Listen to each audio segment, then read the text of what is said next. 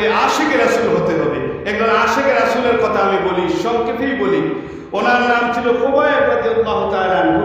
ওই সাহাবীকে শুলে চড়ানো হয়েছে কাফিররা, আর বলা হচ্ছে তুমি যদি তোমার পরিবর্তে মুহাম্মদকে শুলে আনতে পারো তাহলে তোমাকে আমরা মুক্তি দিব।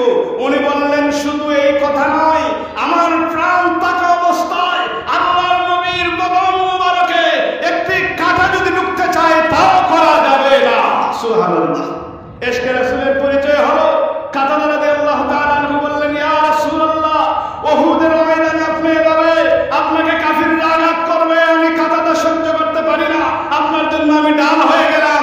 আল্লাহর নবী সাহাবীর প্রতি তীর আসছে, একটা তীর চোখের ভিতরে পড়ে গেল, চোখের পুত্তলি বের হয়ে গেছে। আল্লাহর নবীর দরবারে এসে বলে, ইয়া রাসূলুল্লাহ, আমার কষ্ট হচ্ছে না, আমি আল্লাহর হাবিবের জন্য পাহাড় হয়ে গেছি। ইয়া রাসূলুল্লাহ, আমার চোখের পুত্তলি বের হয়ে গেছে। আল্লাহর নবী অশ্রুসিক্ত হয়ে গেলেন ওই কাতাদার জন্য।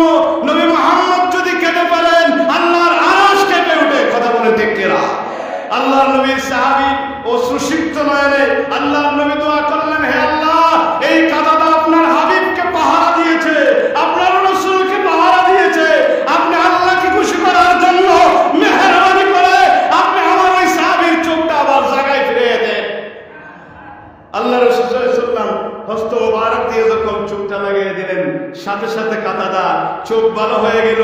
ওই কাতাদা রাদিয়াল্লাহু তাআলা আনহু বাকি জীবন ওই চোখ দিয়ে বেশি দেখেছেন। জোরে বলুন না সুবহানাল্লাহ। ইশকে রাসূল আমাদের প্রেরণা নিতে হবে, আশিকে রাসূল হতে হবে।